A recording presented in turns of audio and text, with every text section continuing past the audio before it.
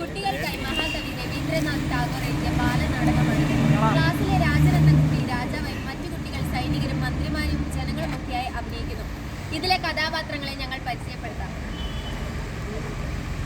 രാജാവായി, ന്യായാധിപതി, ജനങ്ങൾ.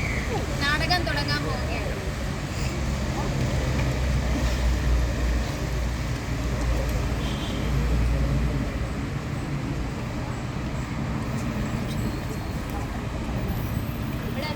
ആൾക്കൂട്ടം, നിങ്ങൾക്ക് എല്ലാവർക്കും എന്താണ് വേണ്ടത്? അതിനായി കോടതിയുണ്ട്. അവിടെ ചെന്നാൽ ന്യായത്തിന് വേണ്ടി ആലോചിക്കേണ്ടി പോലും വരികയില്ല. ഹേമനെതിരായി മഹാരാജാവിന്റെ യുദ്ധം എത്രമാത്രം ഉചിതമാണ് എന്നുള്ള കാര്യം ആദരണീയായി ന്യായാധിപരോട് ചോദിക്കാൻ വന്നതാണ് ഞങ്ങൾ. ഉചിതമോ? രാജാവിന് ഒരിക്കലും അന്യായം പ്രവർത്തിക്കാൻ കഴിയുകയില്ല. അന്യായം പ്രവർത്തിച്ചു കഴിഞ്ഞാൽ രാജാവിന്റെ പദവിയിലിരിക്കുകയില്ല. നിങ്ങൾ വളരെ വലിയ കാര്യങ്ങൾ സംസാരിക്കുന്നു. ഇതിന്റെ അനന്തരഫലം ആലോചിച്ചു കൊള്ളുക. രാജാവ് ഒരിക്കലും അന്യായം പ്രവർത്തിക്കുകയില്ല എന്നുള്ള കാര്യം താങ്കൾക്ക് അറിയാമല്ലോ. മഹാരാജാവ് ഹേം ചെയ്ത കുറ്റം എന്തെന്നറിയാൻ ഞങ്ങൾക്ക് ആഗ്രഹമുണ്ട്.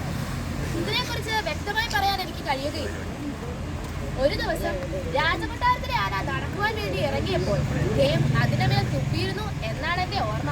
അതെല്ലാവരും കണ്ടതുമാണ്.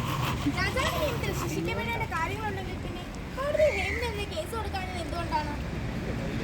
യുദ്ധത്തിന്റെ ആനന്ദത്തിൽ നിന്നും ആഹ്ലാദത്തിൽ നിന്നും നിങ്ങൾ എന്നെ വേർതിരിക്കാൻ ആഗ്രഹിക്കുന്നുണ്ടല്ലേ? യുദ്ധം അന്യായം എന്നതുകൊണ്ട്. പക്ഷെ എനിക്കതിന് വളരെയേറെ ആവശ്യകതയുണ്ട്.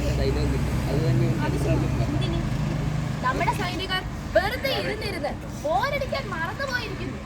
അങ്ങനെയെങ്കിൽ ഞങ്ങൾ ഹേമന്റെ കൂടെയാണ്. വരൂ സഹോദരന്മാരെ, നമുക്ക് ഹേമിന്റെ ശക്തി വേണം.